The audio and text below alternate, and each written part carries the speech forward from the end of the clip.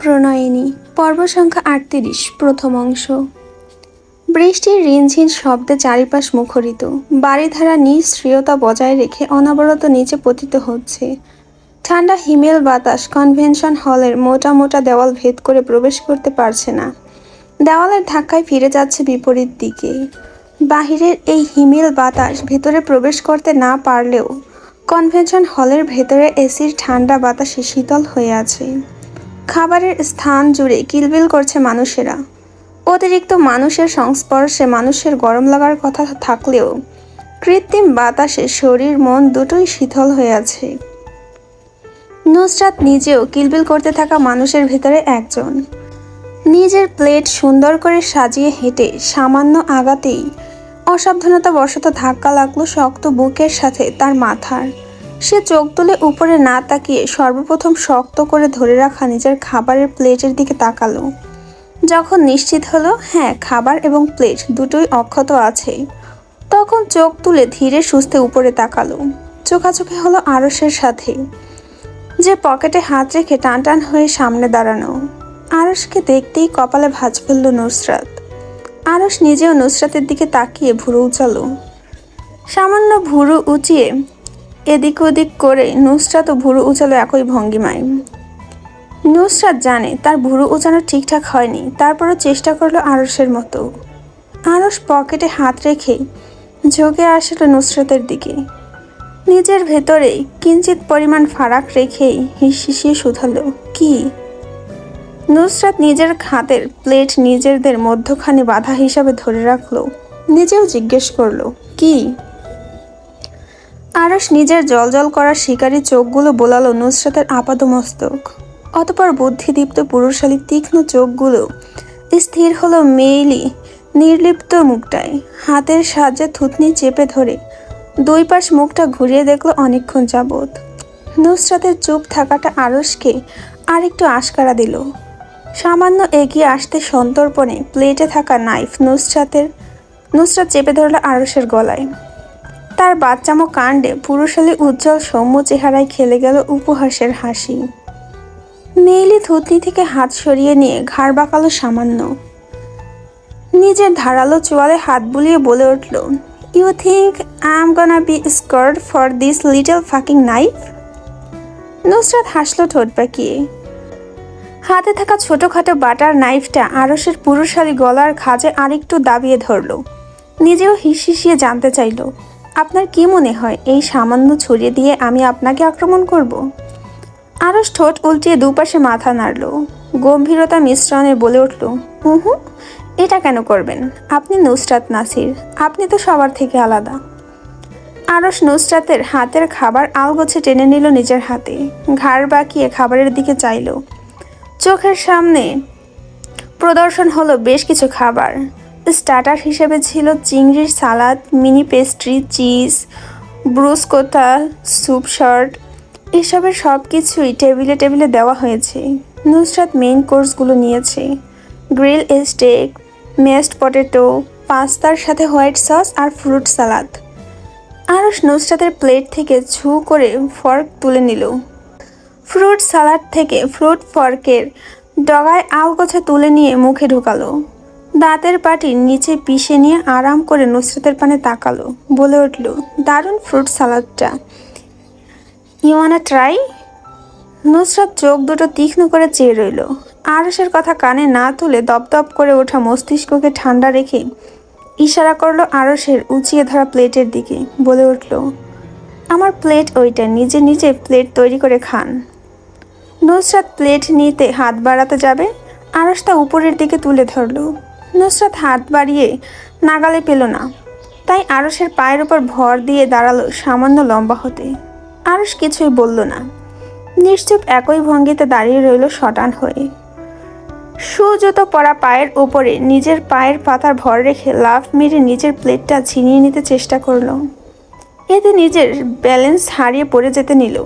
এমন মুহূর্তে শক্ত সামর্থ্য একখানা পুরুষালী হাত পেঁচিয়ে ধরল নুসরাতের কোমর নিজের সাথে। গায়ে জড়ানো আষ্টে পিষ্টে থাকা কালো শার্টের বোতাম গলার কাছ থেকে ছুটে গেল টান পড়ায়। গুটিয়ে রাখা শার্টের হাতা উপরের দিকে ভেসে উঠল পুরুষালী হাতের রগ। নুসরাত পড়ে যাওয়ার শঙ্কায় ব্যালেন্স ধরে রাখতে আরশের গলা পেঁচিয়ে ধরল নিজের বাঁ হাত দিয়ে। নিজেকে আগের অবস্থায় নিয়ে আসতে আসতে পায়ের পাতা ভর দিয়ে হাত বাড়াতে যাবে, আরশের গলা কানে আসলো। আপনি এত ছোট হয়ে পারবেন অত উঁচুতে থাকা প্লেট নিজের কবজায় নিতে? নুসরাত কটমট করে তাকালো আরশের পানে। পেঁচিয়ে ধরা হাতে আরেকটু শক্তি প্রয়োগ করে আরশের ঘাড় নিজের দিকে নামিয়ে নিয়ে আসলো। নিজের মুখ এগিয়ে নিয়ে গেল তার সংস্পর্শে। ইঞ্চি খানিক ফাঁকা জায়গা নিজেদের মধ্যে রেখে হিসিয়ে আওড়ালো, একদম হাইটে নিয়ে টানাটানি করবেন না। তুই তো খাটো, তোকে সেটা বলবো না? আমি খাটো নই, আপনি একটু বেশি লম্বা। আরশ নুসরাতকে উপহাস করে হাসলো, বলল, এত খাটো তুই? নুসরাত নিজেও খিচিয়ে উঠে জিজ্ঞেস করলো, এত লম্বা হয়ে কি করেছেন জীবনে আপনি? আরশ নুসরাতের কথায় প্লেটের দিকে ভুরু দিয়ে ইশারা করে বলল, এই যে তোর প্লেট ধরে রেখেছি উপরে। এই কাজ করে নিজেকে খুব শক্তিমান মনে করতেছেন? অবশ্যই। নুসরাত নিজের প্লেটের দিকে ইশারা করে বলল, দেবেন না আমার প্লেট? জি না। এত অহংকার কেন আপনার? আরশ আশপাশ তাকিয়ে ভুরু উঁচিয়ে হিম করে দেওয়া শান্ত কণ্ঠে জানতে চাইল, কোথায় অহংকার? নুসরাত তার ডান হাতের তর্জনী আঙুল দিয়ে আরশের পুরুষালী ক্লিন শেভ ধারালো চোয়ালে ধাক্কা দিল। ইশারা করে বলল, আপনার পুরো মুখে স্পষ্ট দম্ভ ভেসে আছে। সামান্য 7 ইঞ্চি লম্বা হয় এত অহংকার দেখাচ্ছেন? আমি কখন অহংকার দেখালাম? আমি তো শুধু বললাম তুই এতটুকু আর আমি এতটুকু। আরশ তর্জনী আর বুড়ো আঙুল একত্রিত করে দেখালো 2 ইঞ্চি। নুসরাত আর নিজেকে দেখালো অনেক বড়। নুসরাত খেকিয়ে উঠে বলল, লম্বা হয় অহংকারে পা মাটিতে পড়ছে না। আমি মাটিতেই দাঁড়িয়ে আছি নিজের 2 পা দিয়ে। চোখে কম দেখেন আপনি?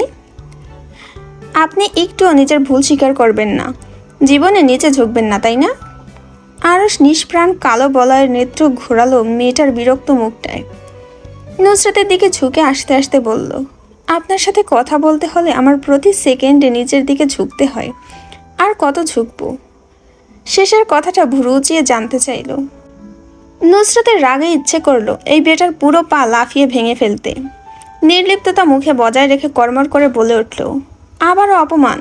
সামান্য এতটুকু লম্বা হওয়ায় এত অপমান আরশ ভাই?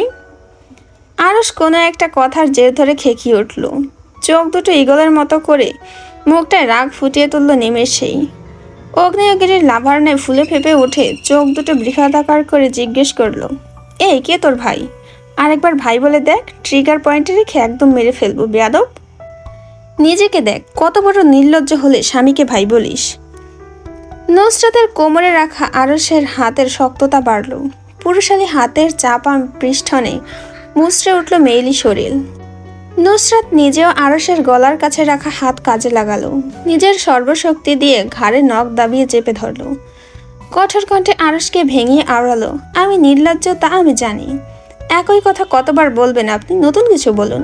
এই কথা শুনতে শুনতে আমার কানও লজ্জা পাচ্ছে। আর আপনি আমার কিসের স্বামী? আমি আপনাকে কোনো স্বামীটামি মানি না।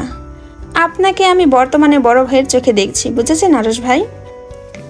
আরশ হিসিয়ে বলল, বেয়াদব, গলা টিপে মেরে ফেলবো। নুসরাত আরশের বাহুবন্ধনী থেকে নিজেকে ছাড়িয়ে নিল। পনেটেল করে রাখা চুলগুলো ঝাড়া মেরে যেতে যেতে দম্ভ জাহির করে বলল, আরশ ভাই, আরশ ভাই, আরশ ভাই, কি করবি দেখে নেব শালা। খাবার টেবিলে এক পাশ জুড়ে বসে আছে জাইন, ইশরাত, সৌরভী, ইরহাম, আহান, মম, আনিকা, মাহাদি, মৃন্ময়। নুসরাত এসে নিজের জন্য চেয়ার টেনে বের করতে বসে নেবে, আরশ তা টেনে নিল। নুসরাত একবার আরশের দিকে চেয়ে চুপচাপ প্লেট নিয়ে বসে গেল চেয়ারে। আরশ নিজের হাতের প্লেট টেবিলে রেখে সামনে আকস্মিক সবার মাঝখান থেকে দাঁড়িয়ে যাওয়া মৃন্ময়ের দিকে এগিয়ে গেল। টেবিলে বসারত সবাই চোখা দৃষ্টি দিলেও মাহাদি আর জাইন নির্লিপ্ত। সে স্পুনের সাহায্যে পাস্তা তুলে নিজের মুখে ঢোকাচ্ছে। আরশ এগিয়ে যেতে যেতে মৃন্ময় 2 হাত মেলে দিল 2 পাশে। দুজনে দুজনের সাথে জড়াজড়ির শেষে সামান্য কথা বলল, পরপর আবার চেয়ার টেনে বসে পড়ল দুজনই পাশাপাশি। মাহাদি পাশে বসারত নুসরাত দুজনের দিকে কিয়ৎকাল চেয়ে থেকে ফিসফিস করে শুধালো, এদের লুতুপুতু আমার চোখে সহ্য করতে পারছে না। কি সম্পর্ক এদের মধ্যে? এবার বলবেন না আপনি ওদের মধ্যে কোনো বন্ধুত্বপূর্ণ সম্পর্ক নেই। মাহাদি নিজের খাবার মুখে ঢুকিয়ে একইভাবে নুসরাতের দিকে ঝুঁকে আসলো। গলার আওয়াজ তার মতো রেখেই বলল, ওর বন্ধুই। নুসরাত বোঝার নে মাথা নাড়ল, কিছুটা শঙ্কা নিয়ে শুধালো, কিন্তু বন্ধু হলো কিভাবে? এই মৃন্ময়ের বাচ্চা গেল বা কি করে ওখানে? স্কলারশিপ নিয়ে বিদেশে ছিল ও, হার্ভার্ড বিশ্ববিদ্যালয়ের ছাত্র। আমেরিকা থেকে ঘুরতে এসেছিল প্যারিস, তখন আমাদের সাথে, তারপর সম্পর্ক। পরে জানা যায় যে আঙ্কেলের সাথেও নাকি মৃন্ময়ের বাবার বন্ধুত্ব। নুসরাত ভুরু উঁচিয়ে বাহবা দিল, নিষ্প্রভ কণ্ঠে বলে উঠল, হোয়াট এ কোইন্সিডেন্স। নিজেদের খাবার খেতে ব্যস্ত হলো সবাই। নুসরাতের পাশে বসা আহান কখন থেকে ধাক্কাচ্ছে তাকে।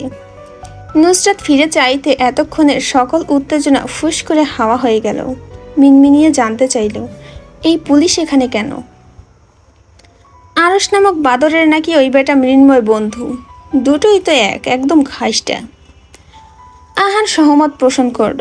নিজের কাছে বসা ইরহামকে নুসরাতের কথাগুলো রিপিট করে বলল। নাকের পাটা আকাশে তুলল। ইরহাম মমর কাছে বলল, মম সৌরভীকে, সৌরভী বলল ইশরাতকে। অতপর সবাই নিজেদের সিগনেচার স্টাইলে মাথা নাড়ল উপর নিচ। নীরবতা পালন করে সবাই ধীরে ধীরে খেতে লাগলো।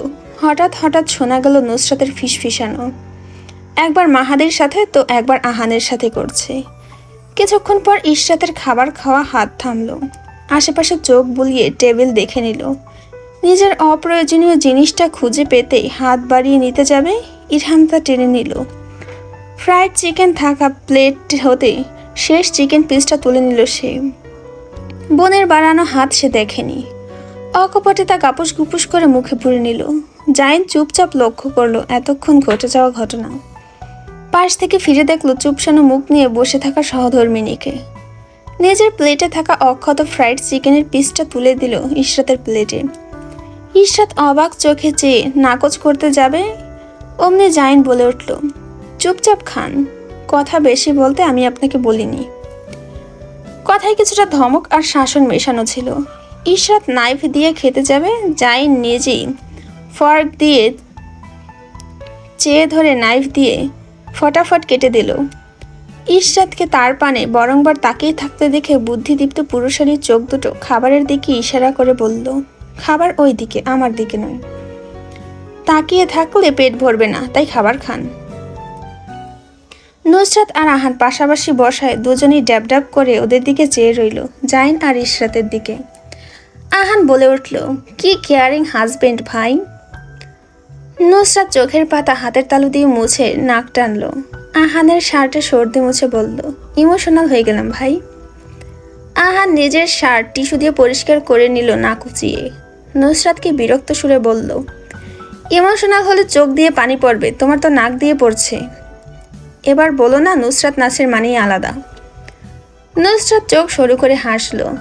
ঠোঁট দুটো চোখা করে ফু দিল আহানের সামনে আসা ছোট ছোট চুলগুলোকে, বলে উঠল, আমি এটাই বলতাম। দুজনেই খিটমিট করে হেসে উঠল। সবাইকে তাদের দিকে তাকাতে দেখে মুখ চুপসে নিয়ে হাসি বন্ধ করলো।